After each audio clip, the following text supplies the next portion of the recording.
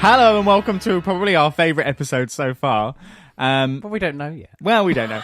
Might be shit. But hello, homos, the gay agenda calling, and we give our 12 points to me, Joshua Noon. And nil pois, it's me, Phil Perry. And water. Who? It's me, Ollie Last.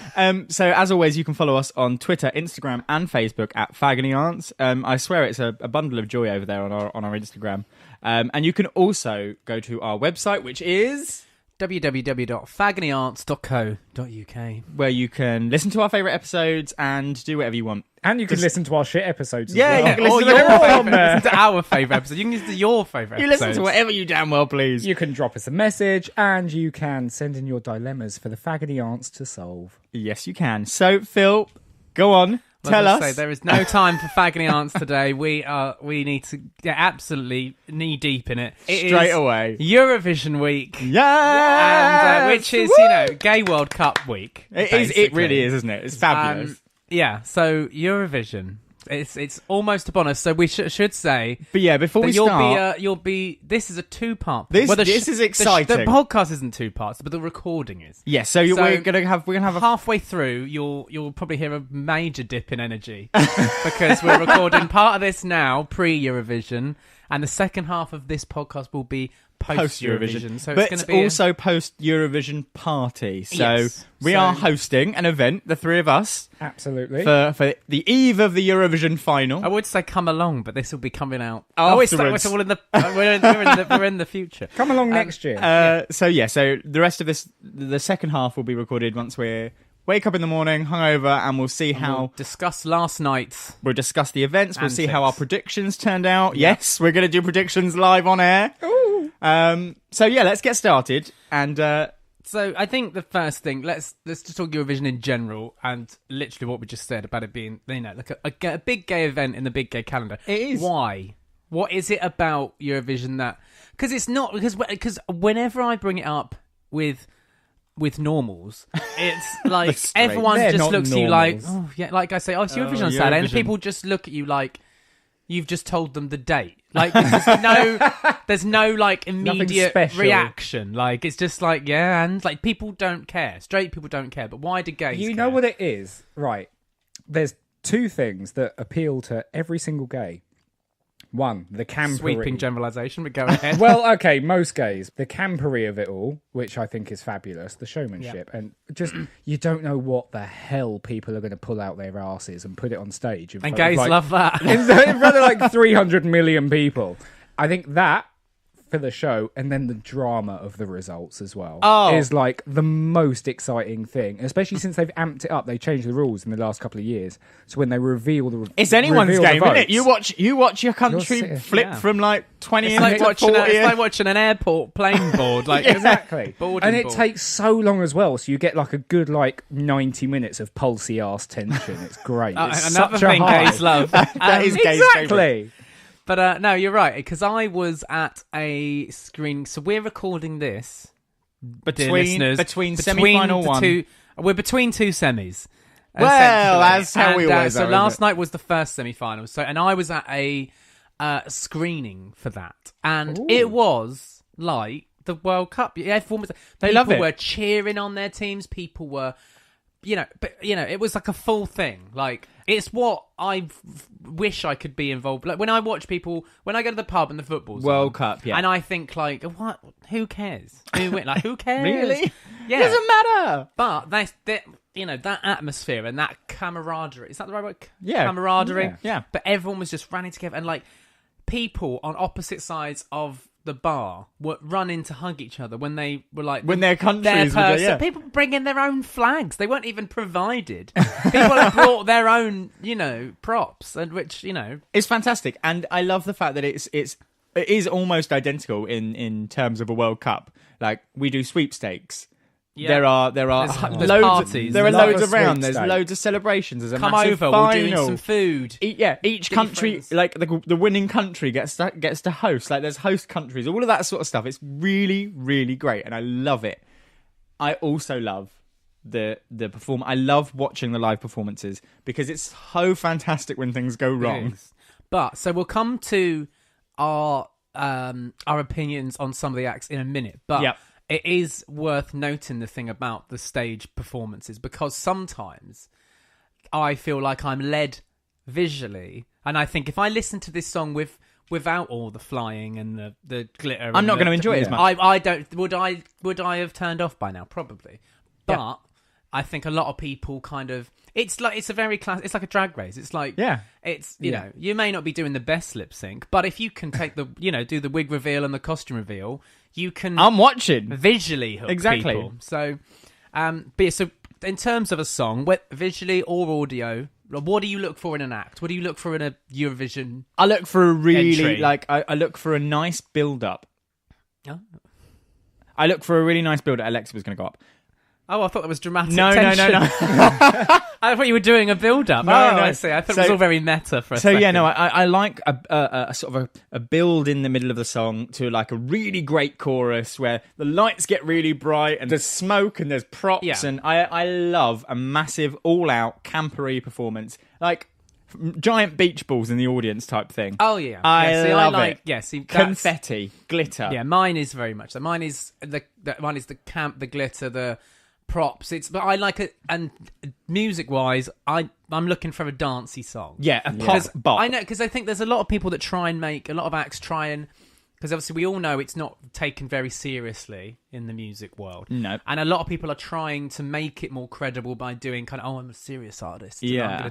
And it's like, I don't like a ballad. I don't like a slow song. I don't want to, come out dressed as airline stewardesses and Do it with your wheelie suitcases and do a whole fake, in flight. I love that. Like, and I hang love from that. the ceilings in like, an angel cut. I love all that. Like, Yeah. So, but the that being serious said- stuff, I don't. That being said, I do also very much approve of the one a couple of years ago where he was All in front of the projection. screen and it was the projection, he was interacting with the screen. Oh yeah. Something clever like that, I also appreciate quite heavily. Ollie, what do you look for in an entry? in an entry. Nothing my- too small because you'll cry. Oh, Tune into previous episodes available on iTunes and Spotify to find out what that anecdote is. how dare you stop spreading this malicious lie? One of my favourite songs to come out the last few years is obviously Conchita, Rise Like a Phoenix. And I think there is something about... It's almost like... What was it about that? I think What it's were like it's like quite James Bond-esque. It was like very Yeah. kind of Yeah. ballady, and like you say, it starts off slow, but there's like this massive crescendo, and you're there like, oh my god, this queen is amazing. And I think, but to be fair, I think it was actually really surprising that people around Europe were actually voting for like this Drag queen. Yeah, Yeah. Like- That was a new turn for me. I was like, I didn't expect people to Yeah. get behind it that much. But behind it, they did get. Yeah, and that's why I think that's the direction I think it should go in. I think Campery. it needs to stick with the Bucks Fizz and the ABBA and the Lulu and the do something like that. Don't try and make it all cool and sick because it's not. We all know it's not. So don't. We all it's know not. that it's trash. We It all is know it's literally trash. We're trash for watching it. You're trash for entering. But we love it. Like, so It just should keep be it like trash. glitter sequins, like stuff that's going to make you go, yes! All right. So what's your favourite? Been your favourite one so far out of everything? My You just have to favourite pick entry one. this year. Your favourite? well- No, not this year. My your favourite entry ever. Yeah. Hold on. That Not, is- Oh. not including this year's. Okay, That is so a long we'll list. come to this year's in a minute then. So, I don't know. Euphoria, I think, is always good because it's one of those. That was the one that kind of broke the mold for me because it was one of the few ones that broke through into mainstream actual music, yep. music. Like that's something you hear, and that's one of the rare ones that I don't necessarily associate with Eurovision anymore. It's become Yeah. a kind of Just a track- pop song, yeah. I just think, oh, that's that song that I always hear out, Yeah. and whatever. Like I don't go, oh, it's that Eurovision song. I absolutely adore Scooch flying. Oh, yes. because Oh, no. it's just so fab and it's so camp and it's so Eurovision. Whatever and happened it's to so Scooch? trashy. We should probably find out. They could. I'm surprised they don't do more like kind of gay. And They should do the things like events. Sink the Pink and Mighty Hoopla. Yeah, like just when you see them like at the pub, like Pub. because I've seen the latest incarnation of Bucks Fizz at the Royal Vauxhall Tavern in London. Amazing. For anyone who doesn't What do know, you mean the latest incarnation? well, because like one's left and then one's because I believe they're officially now known as the Fizz or there's interesting. Because I think 2 of them left and went to join another band and started their own, but the rights to the name was owned by. It's very Sugar Babes, and what did they become? We'll keep. Fuck knows. Yeah, she was on MKS. That's it. What? We'll cut all this. I missed this. So I'll just tell you this when we're recording. So Sugar Babes, obviously the lineup changes so frequently that none of the original were Sugar ever Babes, none of the originals, no one who's in the Sugar Babes now was in it originally. So when Matya, Siobhan and Keisha decided to get back together, they no longer could be Sugar Babes because the Sugar Babes still technically existed. So they had to rebrand as MKS, but could still do all the Sugar Babes songs because they were their songs. Is there a current Sugar Babes? Well, I don't think they officially split, but... Anyway. Back to Eurovision, Jade Ewan, who is in the latest Sugar Babes lineup, was in Eurovision. Yes, it's my time. That was great. That was a good one. Was it? Yeah. Oh, I don't think so. No. Our last entries have been shit. You think back to Engelbert fucking Humperdinck, Bonnie Tyler, who... Could have stormed it. If she came out and sang "Holding Out for a Hero," then yes. But the rules are you have to have an original song. Original song, yes. Look, now this is my biggest problem. Moving on to this year's and to our current entries. My biggest gripe is with people who go onto Eurovision, and it's especially here because what is it? You decide, Eurovision, you decide, or whatever it's called. I dislike heavily that people will try and enter the. What? Are you okay? Anyway, carry on. No, it's fine.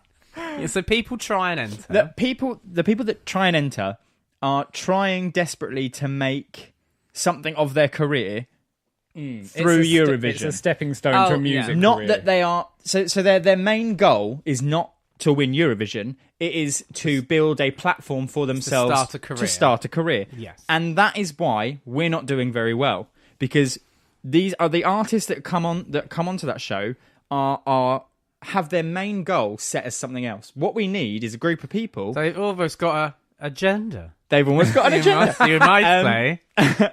What we need is a group of people to get together and write a song in the main and only goal of winning Eurovision. And that could be the title. And that write the theme tune, sing the theme tune. No, honestly, I know what you mean, because it is the entries are either brand new and they want to start a career in music, or they're old has-beens and they want to revive a career. Exactly. Yes. Get someone middle of the road who's already kind of, you can see where I'm going with this, already kind of popular, already kind of camp, and could represent the UK. Phil, do you have someone in mind? Maybe someone who has a nice podcast with maybe someone who's familiar with travelling and cruising, and other countries, and Jane McDonald. Why? Oh my God! The BAFTA award-winning Jane McDonald in the world.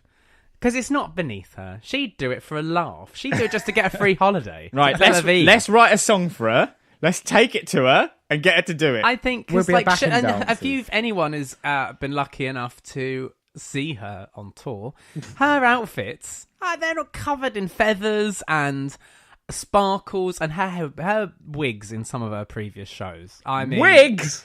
Yeah, I don't believe they're all her real hair. I'll show you some pictures later. I'll show you. She absolutely could represent the UK because she's got that. One of the best entries I think in recent years was for Ireland was Jedward, because they feel like they're purpose built for Eurovision. Yeah, it's like two little hyperactive, weird dressed, covered in glitter and platform shoes.